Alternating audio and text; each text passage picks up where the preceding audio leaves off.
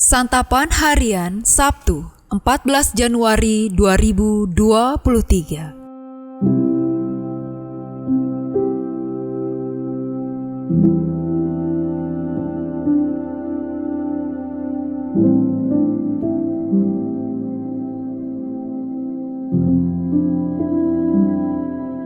Inilah program Santapan Harian, sebuah program yang mengajak Anda menelusuri isi Alkitab, agar Anda menemukan makna firman Tuhan sesuai dengan konteksnya. Santapan Harian tertuju bagi Anda yang ingin memiliki kehidupan rohani yang segar, kuat, dan sigap.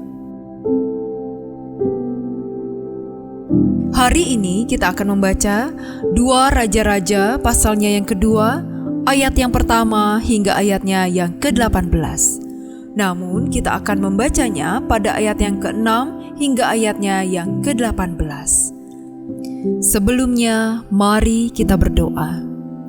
Sabdamu adalah sumber terang kami. Bimbinglah kami dalam kebenaran sabdamu ya Kristus.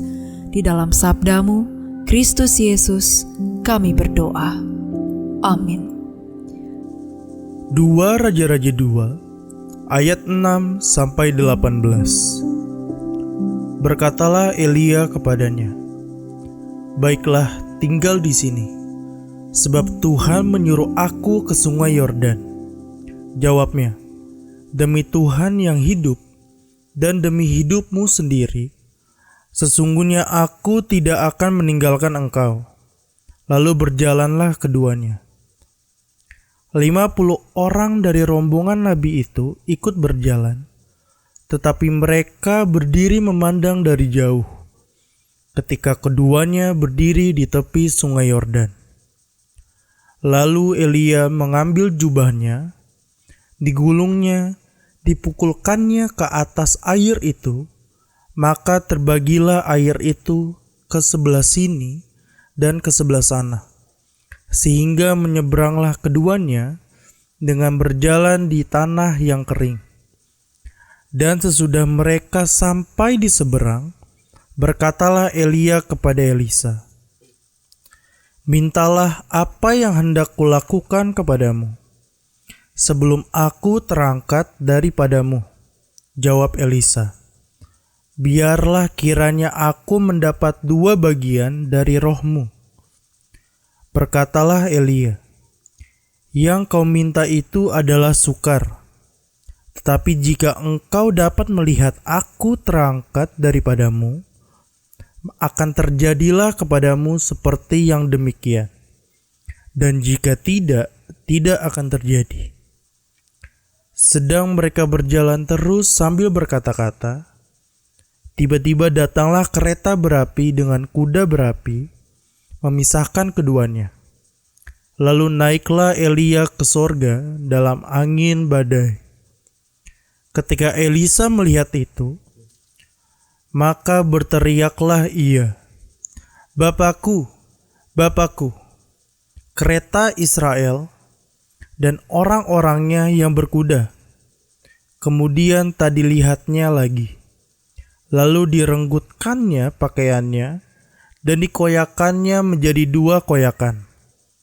Sesudah itu dipungutnya jubah Elia yang telah terjatuh. Lalu ia berjalan hendak pulang dan berdiri di tepi sungai Yordan.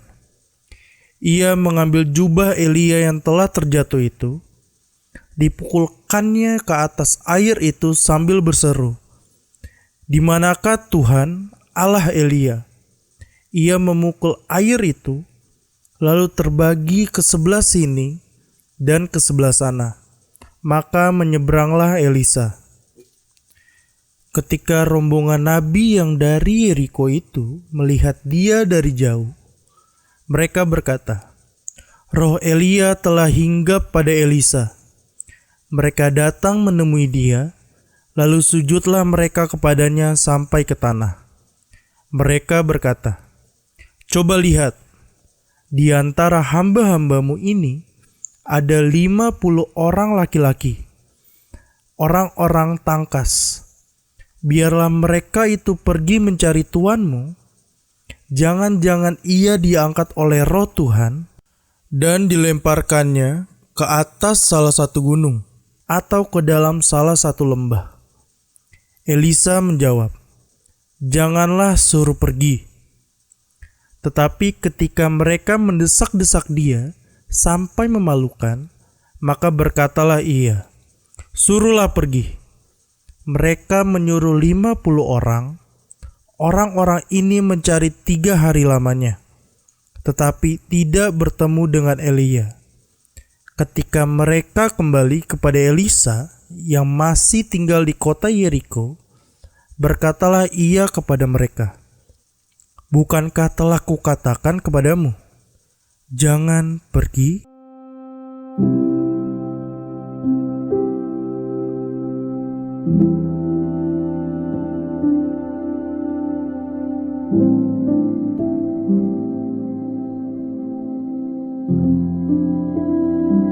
Sahabat santapan harian, setiawan berarti sangat setia. Orang disebut sangat setia bila memiliki keteguhan hati dan tidak mudah tergoyahkan. Selain berhati teguh, dia juga kokoh dalam berpendirian dan mantap dalam bersikap. Sosok sang setiawan itu terpenuhi dalam diri Elisa, nabi muda yang selalu mengikuti jejak kaki Nabi Elia. Elisa adalah murid Elia yang sangat setia. Kemanapun Nabi Elia pergi, Elisa terus mengikuti layaknya seorang abdi. Kualitas kemuritan Elisa pun tampak paripurna. Seluruh hidupnya dibaktikan kepada gurunya. Hingga menjelang saatnya Tuhan menaikkan Elia ke surga, Elisa terus turut serta. Setiap kali Nabi Elia mengingatkan supaya tidak lagi mengikuti perjalanannya, secara konsisten Elisa berucap, "Demi Tuhan yang hidup dan demi hidupmu sendiri, sesungguhnya aku tidak akan meninggalkan engkau." Ketika ada serombongan nabi yang mengingatkan supaya tidak mengikuti gurunya karena akan terangkat ke surga, Elisa pun tegas menjawab, "Aku juga tahu, diamlah." Demikian kokoh pendirian Elisa, sangat kukuh pula sikap hatinya. Seperti inilah kemantapan tekad yang tak tergoyahkan oleh apapun jua. Kesetiaan Elisa dalam mengikut gurunya akhirnya berbuah manis. Ia diperkenankan untuk menyampaikan permintaan kepada gurunya. Inilah kesempatan penuh rahmat. Ketika seorang murid mendapatkan perkenan dari sang guru. Dengan cerdas, Elisa pun meminta 2 bagian dari roh Elia. Ini merupakan permintaan yang sukar. Untuk mendapatkannya dibutuhkan ketajaman batin. Rupanya Elisa sudah mempersiapkan segala sesuatunya, termasuk kemampuan inderawinya, supaya bisa melihat sang guru terangkat ke surga. Ketika Elisa melihat itu, maka berteriaklah ia, "Bapakku, Bapakku, kereta Israel dan orang-orangnya yang berkuda." Atas ketajaman batinnya itu, roh Elia pun hinggap padanya seperti disaksikan rombongan para nabi di Yeriko.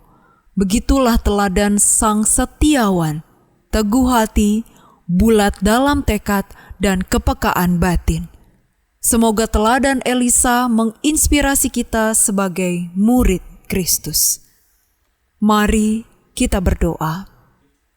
Allah, teguhkanlah hati kami untuk setia dan giat melakukan kehendak-Mu. Di dalam nama Putra-Mu yang kudus, Yesus Kristus, kami memohon. Amin.